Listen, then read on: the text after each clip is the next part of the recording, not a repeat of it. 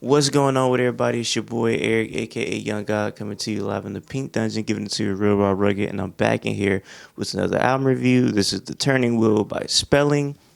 I first came across her in 2019 when she dropped her album Maisie Fly. I was super impressed. I had to interview her. She's a super duper nice person. It's a pretty good interview. You should check it out if you want to. But moral of the story is I became a big fan. So I remember following her on Twitter, on Instagram, excuse me, and she was kind of posting like she's working on like a lot of music, but it might take some time. I think she did some crowdfunding, and she was saying that she needs an orchestra. She wants to make this sound big, and she kind of needs some help money wise or whatnot. So I'm like, bro, this is either going to be like crazy or this is going to be too ambitious. But I have a lot of faith in her. Just from that one project I heard, I was like, she was doing a lot of weird, crazy stuff, and it all worked. So I had a lot of faith, and I was like, this is probably going to end up sounding crazy.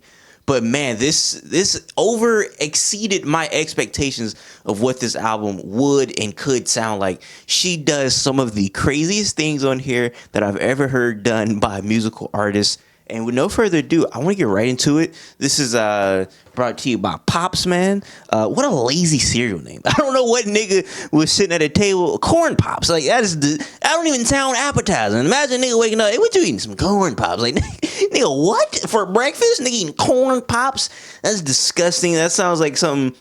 It's the nigga probably made a good cereal too. I've never had it, just in the crib. Never actually ate it before. But yeah, this sounds like a nigga was probably made a very good cereal. It was like, hey bro, what you gonna name it? Shit, man. I like corn. Hey man, I love my pops. Corn pops. Disgusting name. But hey man, let's get right into it. Little Deer, bro. This was, I think, the first single that came out. Mind blown, bro. I was like, is this music? Well, I don't know what this is. This sounds like Bambi on DMT. Like, this sounds insane. This sounds like if like they brought Bambi to Broadway and they brought a real deer there and they accidentally fed the deer DMT while feeding it hay or whatever a Bambi eats. I don't know what a deer eats, but this is so insane to me. The sounds, her voice, the orchestra, the instruments, everything is so grandiose and just so big. Like, this sounds like it should be in a Disney movie. And I think that as you hear me talk about this, I will like cape for her to be in the next Pixar film that they make, because she needs to be in whatever next Pixar film Disney is making, man. Just the little dear, the arrow hurt to fly to you. Oh, do I fear, little dear, to take the precious life away, away. Light of the secret day. Bro, she is crazy, bro. The way she can do this crazy high, like when she comes on, she sounds like a haunting voice. It sounds like Bambi on Broadway in a haunted theater, bro. Like, you looking at the theater, like you looking at the Broadway depiction, you're like, yo, this already crazy. And then you hear ghost around you. Like, her voice is crazy, bro. And the way that she could be two different artists, because that high pitched voice sounds completely different from when she goes in that low, damn near baritone voice, bro. With the little dear, little dear, up in the time of died of you, little you marry me, dead of winter, dead of me. Little you marry me, time I win the love the earth, till they turn us to the dirt. Man, she is fire, bro. And then the instruments, the the way everything sounded, the brass was eating on here, bro. Shout out to the brass section. Always love the brass, man. Former brass boy right here. They were turning up on this song. I loved it. Fire, fire, fire. Just is this music? That's what I wrote. I wrote, is this music on here, because it's mind blowing, man. Fire stuff. And then we go to Always, which sounds completely different from the intro. Like, you wouldn't even know this from the same album. She's trying so many different sounds on here, and they all work. We've all heard albums where niggas try to do different stuff on every song or most of the songs, and you like, bro, this nigga did a little too much. I don't know what bags this nigga was in. This nigga was in the Gucci bag, the Louis Vuitton bag, the Fendi bag, the Birkin bag, the Telfair bag. It's like, bro, nigga, stick to one bag. She can do every different bag versatility she wants to try. Shout out to her, man. I love it, man. Like I said, this sounds like an 80s pop song, totally different from the first song, and I thought it was beautiful, man. Fire song. And then we go to Turning Wheel. Her vocal range, bro, it is so crazy. And I feel like this is one of the songs where she displays, like, bro, I could do it all. And I agree with her, man. I don't think there's a style of music that she can't do with the dancing when you're dancing when you're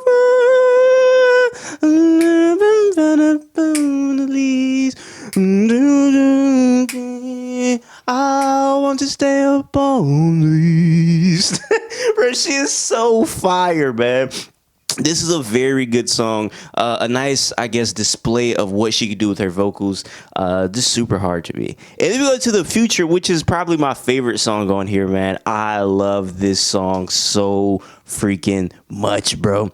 This is this sounds like, I don't know what this sounds like, bro. This sounds like I'm in a dream or I'm on a DMT or acid trip and it's people talking to me, but it's not really real. It's like, bro, is this real? Because her voice doesn't sound real. And that's why I think this sounds like a DMT or a dream, because those things, I guess, are technically not of like this realm. So it's like, bro, when I listen to this, it's like, this doesn't sound real. You feel me? Like how her voice sounds on the hook. It's like, bro, like it just doesn't sound like a real thing, man. And she is so super good, man, with the I live in the future. I live in the future. It is so hard, man. She is such an interesting artist, bro. Like I said, there's not a lot of people that can make music like this and make it sound good with the I live in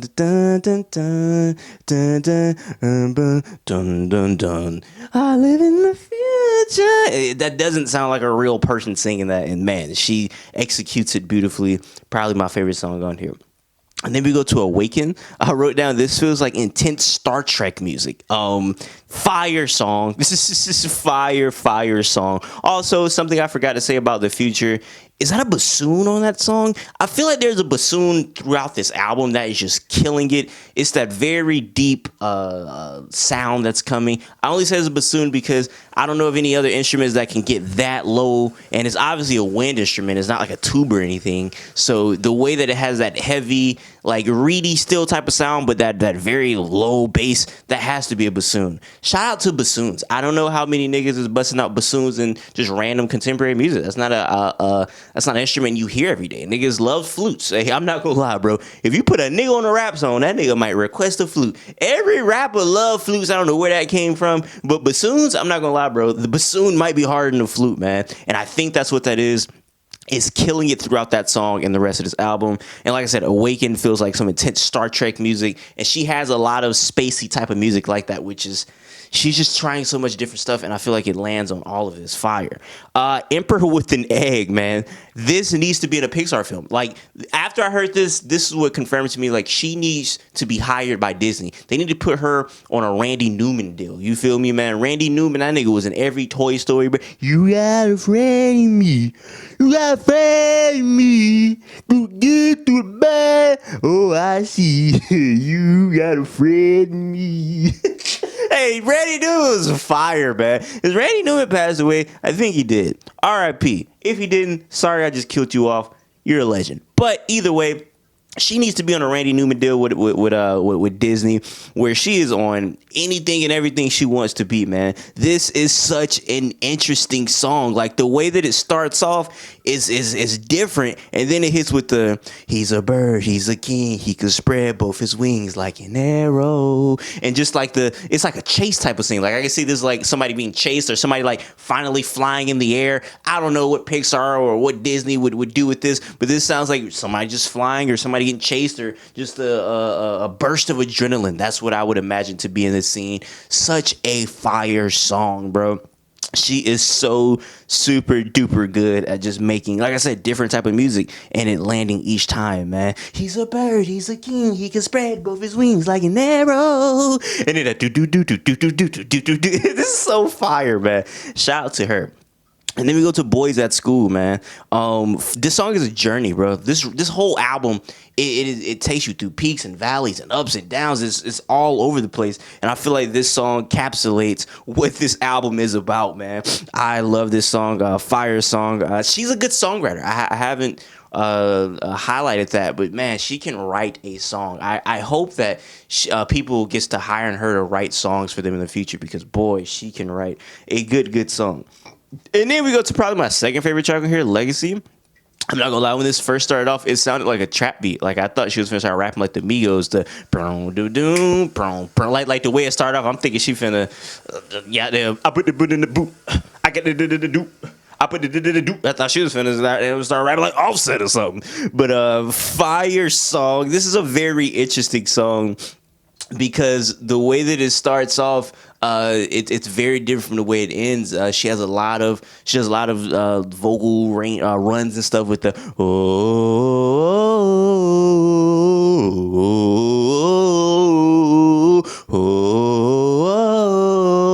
and then it transitions so smoothly, bro, with the daylight. And bro, I don't know how she did this. I don't know who produces. I don't know if she produces. I don't know if like she's behind the boards as well. I don't know if she was the one kind of directing the orchestra. I don't know how that happened. I need to interview her again to ask her this question. But boy, this was so fire. I mean, this was such a fire transition, man. Like she is the one, bro. This is probably my top 3 album of the year. You feel me? With the in the daylight, into the daylight.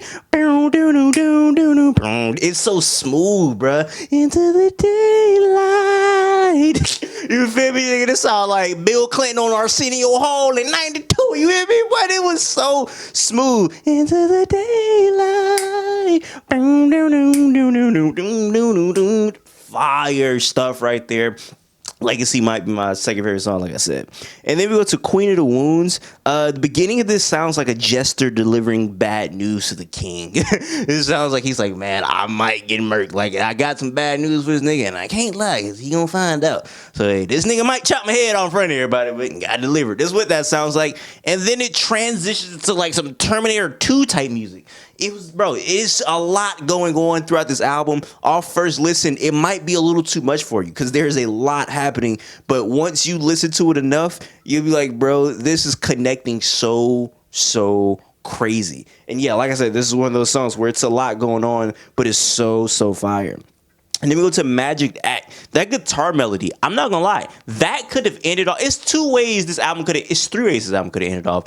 With that guitar melody, I would have not been mad. That got stuck in my head all day the first time I heard it. Like, first time I heard this album, I think that was like the song that got stuck in my head. And it wasn't even her. It was just that guitar melody. It was crazy to me. So I wouldn't have been mad if that would have closed out the album that way.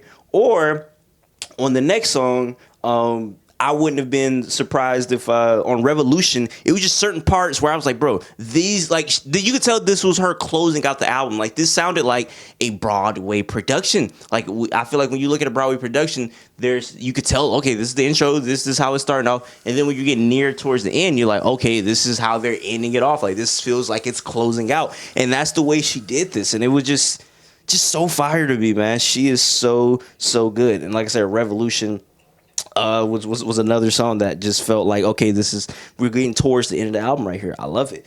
And then we go to Sweet Talk. Sweet Talk, I could tell like this was like, okay, this sounds like something that would close out the album. And it was fire, man. This sounds like something that should have been on The Revenant. This could have closed out The Revenant after, I don't know if anybody's seen it, I don't want to spoil it, but after that last scene, I could just see Leonardo DiCaprio just like laying down, just looking up, and this song playing.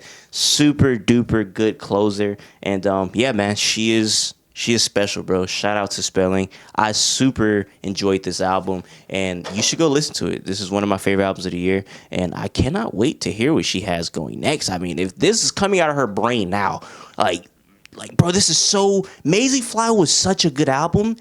This is such an improvement. Like, it's not like she was lacking severely on anything on the album, but just the things that she tried. This don't feel like a jump from that album. This sounds like an album that would have been 10 years down later in her career. You feel me? I think her first album, from my knowledge, came out 2017. Second album 2019. This is the third album. This don't sound like third. This sound like she done did everything in her career. Now she's want to try some weird junk. She's early in her career making music like this. What is next? You feel me? Like this is like To Pimp a Butterfly to me. Like when I heard To Pimp a Butterfly, I'm like, bro, what is he going to do next? Kendrick put out one of the craziest albums with that. Like you're thinking about this already super duper early in career. What's next at this point? So yeah, man, shout out to her for this. I can't wait to hear what she has next. Until next time, I say what I mean what I say. Haters gonna hate, players gonna play. Y'all holla at your boy now, man.